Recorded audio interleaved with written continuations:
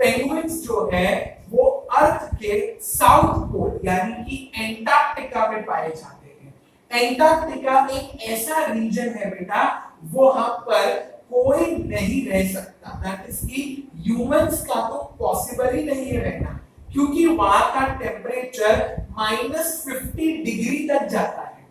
आप इतना सोच के देखो 0 डिग्री पर बर्फ जम जाती है, 0 डिग्री पर बर्फ जम जाती है। अगर वो बर्फ कोई आपके हाथ पर कस के दबा दे तो थोड़ी देर बाद आपका हाथ एकदम सुन्न पड़ जाएगा।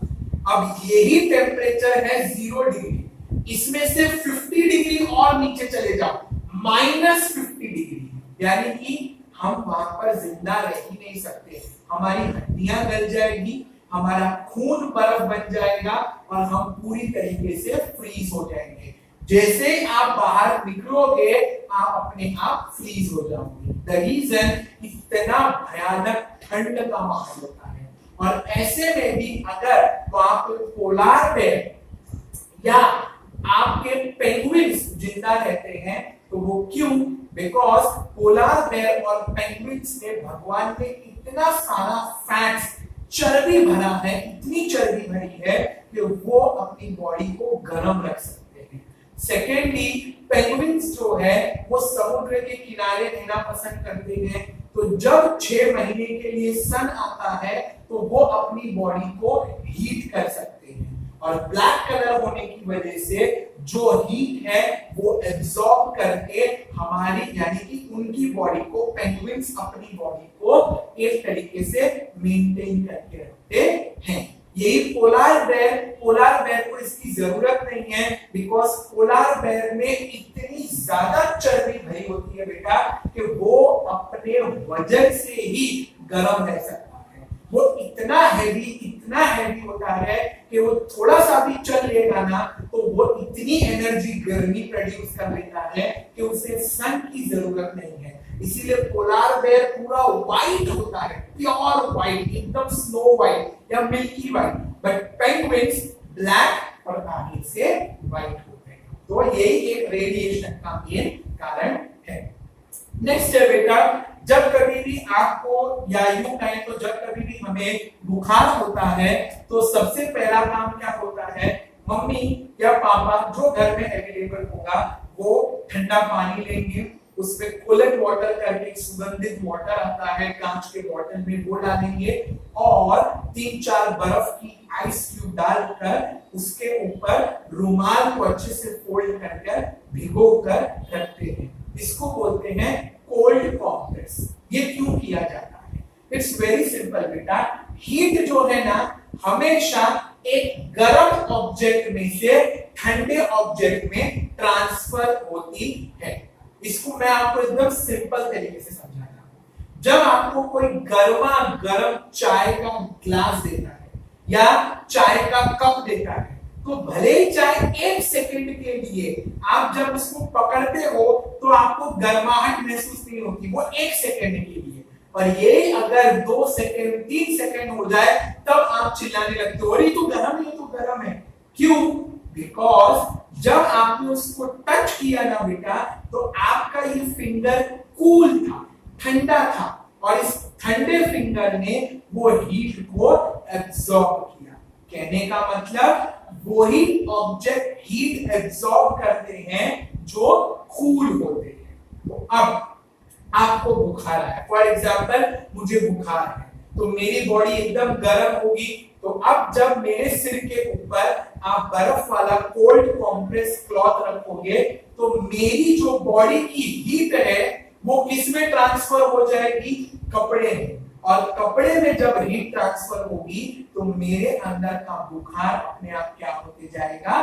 कम। बहुत बार आपने घरों में देखा होगा जब दूध को फटाफट ठंडा करना होता है तो दूध के उस टोप को एक बड़ी सी परात में पानी करके उसके ऊपर रख देते हैं। अपने आप एक 10 मिनट के अंदर पानी गर्म हो जाता है और दूध ठंडा हो जाता है। ये कैसे हो सकता है बेटा? How is it possible? Because जब कभी भी ट्रांसफर ऑफ हीट की बात होगी ना बेटा तो transfer of heat takes place from an hot object, एक गर्म ऑब्जेक्ट की हीट ट्रांसफर होती है एक कोल्ड ऑब्जेक्ट में। इसीलिए तो बेटा जब हमें बुखार होता है ना तो हम बता ही नहीं पाते मुझे बुखार है, मुझे तो नहीं लग रहा। अरे बिकॉज आपकी पूरी बॉडी गर्म है। और यही जब मम्मा या पापा या कोई आपका एल्डर आपको छू के बोलता है हाँ इसको तो बुखार है, क्यों? बिकॉज उनकी बॉडी का टेम्परेचर कम है, यानी कि वो बॉडी टेम्परेचर ठंडा है। सो कहने का सिंपल सा मीनिंग है बेटा कि जब कभी भी ट्रांसफर ऑफ हीट होगा ना तो it will be always from a hot body to a cold body.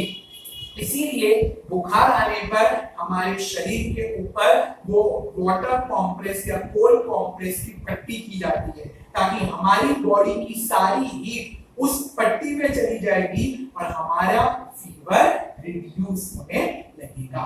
By this बेटा हीट को हमने थोड़ा ही सही लेकिन अच्छे से समझने का प्रयास किया। तो once again temperature is nothing but the amount of heat present in an object. Heat को मेजर करने के लिए या टेम्परेचर को मेजर करने के लिए हम सब थर्मोमीटर का इस्तेमाल करते हैं। हीट तीन वे में ट्रांसफर होती है, conduction which is for solid mediums only, part by part, each particle by particle. Convection, that is from the down which goes up, that is down say up, down say up, that is for liquid as well as for gaseous. And radiation के लिए किसी भी प्रकार का कोई भी heat की जरूरत कोई भी मोड की जरूरत नहीं है। नेक्स्ट हमने पढ़ा कि ब्लैक कलर सबसे ज्यादा हीट एब्सॉर्ब करता है और व्हाइट कलर सबसे कम। और इसीलिए फिर वो राजस्थान हो या पेंगुइन्स हो या आपके XYZ कोई भी इलाका, आपको सिर्फ ये देखना है कि अगर आप एक ठंडे इलाके में हो तो आप ज्यादा कपड़े पहनो, वो भी डार्क कलर वाली, यानी डार्क जीन्स पहन ली, उसके ऊपर टी शर्ट या शर्ट डार्क डाल लिया, उसके ऊपर आपने स्वेटर या ओवरकोट या फर कोट सब डार्क कलर का, ताकि आपको ठंडी कम लगेगी। और अगर आप बहुत ही गर्मी वाले इलाके में हो तो आप लाइट कलर के, व्हाइट कलर के, स्काई ब्लू कलर के, बेबी पिंक, ऐसे लाइट शेड्स वाले कलर पहनना है। क्लियर बेटा? आई होप आप सब सही हो, हेल एंड हाथी हो।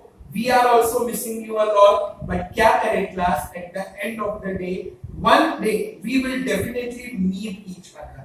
That is for sure. But वो date कौन सी होगी उसको decide करने में बहुत time जा रहा है. So why not till then stay at our home and do our studies the best way we can. Fine. Take care of yourself and it's a humble request. Don't neglect your studies. जहां तक हो जितना हो सके थोड़ा थोड़ा करके ही बेटा, बट रेगुलरली आप मैथ्स की प्रैक्टिस करो और अपने अदर सब्जेक्ट्स को थोड़ा थोड़ा हर रोज पढ़ते रहो। Because the day when we begin and we come back to school we will be having our exams. बिना एग्जाम्स के तो आपको पास नहीं होने मिलेगा। हाँ, एक बार हो गया बस, अब सेकंड मौका ऐसा नहीं मिलने वाला है। So don't be under N impression कि अरे मजा है, पढ़ने की क्या जरूरत है, ये सब मत करना बेटा। So take care of yourself. This is the third time I am telling you, make sure that you do not neglect your health and your studies both.